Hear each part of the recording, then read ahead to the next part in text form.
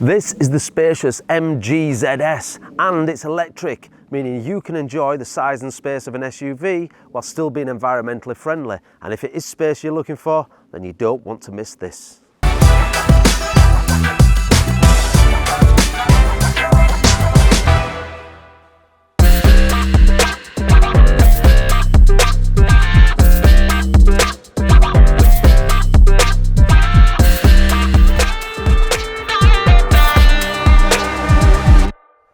The modern design sets it apart from other cars in its class. The front end is highlighted by this large front grille, and the big MG badge hides your charge points rather nicely. We've got large LED headlights and a bit of a detailed bumper down at the front with some fake air intakes down there. The car sits on 17-inch alloy wheels, and this particular model has got some roof rails. The styling and the design of this gives it a sporty and aerodynamic look, and you know what? I like it. At the back, we've got some nice angles going on and a little hint of a rear spoiler here, but nothing too aggressive. It's in keeping with the rest of the car. Your large MG badge, however, opens up a rather impressive boot space. There's 450 litres of space in there. I know that means nothing, doesn't to me either. So let's put in some shopping bags and see what it equates to in real world terms. So that's 4 bags in the back there. I've got another 4 here. So I can get 1, 2, 3 bags in there. There's a little bit of space. I don't think I'm getting another shopping bag in that little corner. However, there is enough height to get another set of bags on top of these. And that's 1, 2, 3, 4, 5, 6, 7. That makes that a 14 bag boot. Now that really is impressive. And if you think that amount of space is impressive, imagine what it's like when you pull the seats down. You almost treble that cargo space to around 1400 litres. I think that equates to something like 35 or 40 shopping bags. I suppose if you need that many shopping bags, you probably want a coach rather than SUV, but that's a heck of a lot of space. In the back, we've got nice leather seats with Isofix and a 3rd seat belt. We've got a USB connection there in the front, and there's lots of headroom, and the seat's fairly flat so you can get someone in the middle. And we've got a nice panoramic sunroof, which I'll show you in a second, but it goes right the way to the back so everyone can enjoy the view.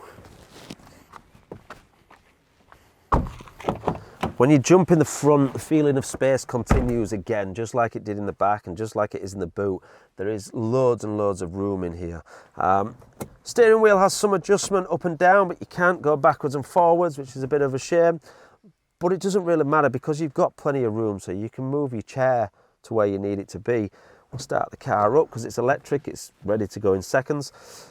Everything in here feels comfortable and luxurious. Nothing feels cheap. We've got nice leather seats with some nice stitching on it. We've got leather dash, leather steering wheel, leather doors, leather on the centre console. As I said, nothing feels cheap. It feels very upmarket.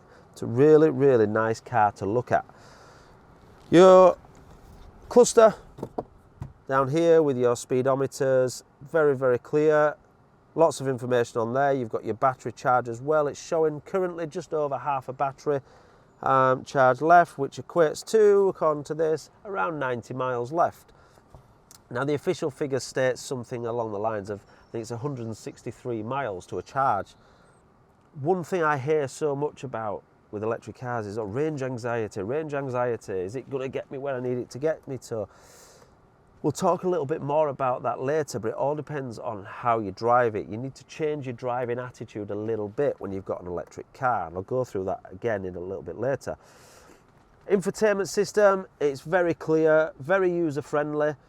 Slight lag when you press the buttons, it's not as responsive. I press the button there, and then there's the radio. Press the menu button, there's the menu. So it takes a second to kick in. It's not as responsive as other systems I've used, but it is very nice to look at. It's very clear and user-friendly.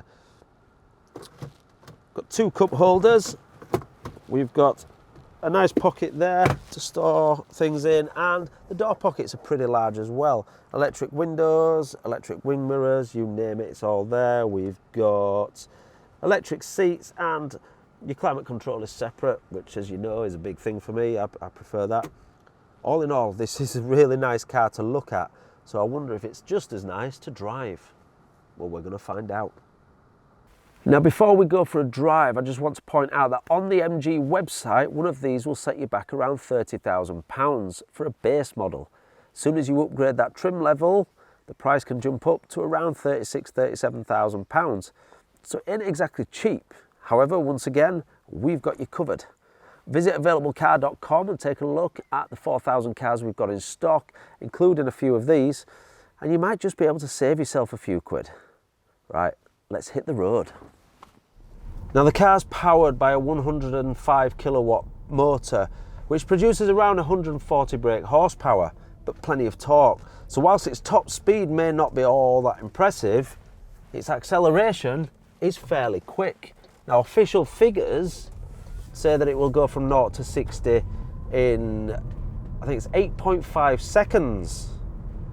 And I think we'll put that to the test in a little while. Now official figures state that this car will do around 160 miles on a full charge. However, that is dependent on a number of factors. Driving conditions, the temperature, how you drive, what equipment you're using whilst you're driving. These can all have an impact. However, the car is fitted with regenerative braking systems, so it will put power back into the motor as you're driving, as you're braking, which will just extend that range a little bit. But the secret to driving an electric car is to change your attitude towards fueling a little bit. Don't run the gauntlet. Don't run the fuel gauntlet where we get it as low as possible before we stick some more fuel in. If you're on a longer journey and you stop for coffee or a toilet break, stick it on charge.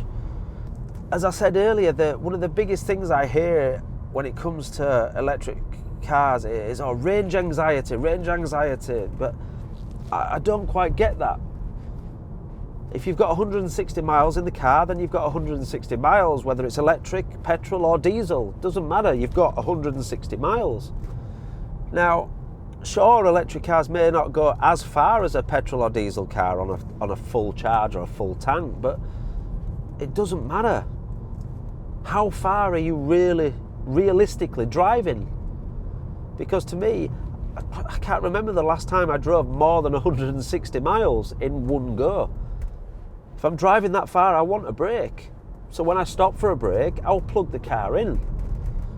This car supports fast charging, so it'll actually charge from 0 to 80% in around 45 minutes.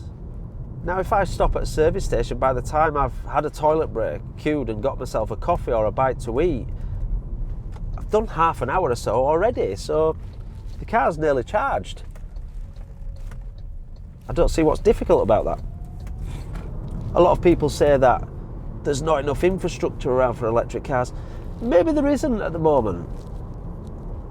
Not for everybody to go electric, and it's something the government need to do something about. However, for the amount of electric cars that are on the road now, what more infrastructure do we need? Nearly every service station and every decent fuel station I stop at has electric points in them. I mean, there's electric points in my local McDonald's. So if I go for a Happy Meal and a coffee, I can plug it into charge there. In fact, I think we might go do that.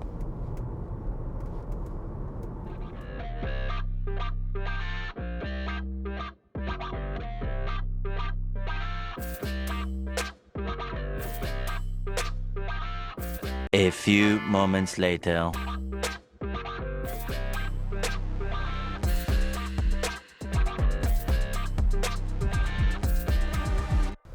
So the car was showing around 60 miles.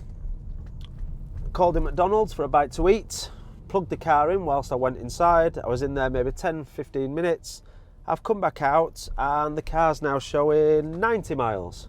So I've put 30 miles on there for the sake of plugging it in whilst I go in and grab a bite to eat. I mean, it's that simple. I'm genuinely thinking of switching to electric now, and whether it's the MG ZS or another car, I don't know, but there are plenty of options out there and this is a good one. But if you're thinking of switching to electric, then fear not. It's not as scary as you may think. And it's a great drive. So the electric MG ZS, what are my thoughts? Well, it's comfortable, it's stylish, it drives well, it's got acres of space, and it's electric, so it's great for the environment and has low running costs. What's not to like? In my opinion, this matches up to some of the higher end cars in its class. It's definitely worth a look. Please subscribe to the video and don't forget to hit the bell icon so you don't miss any upcoming reviews. And if you're in the market for a used car, then visit the website and take a look at what we've got in stock. And I'll see you next time.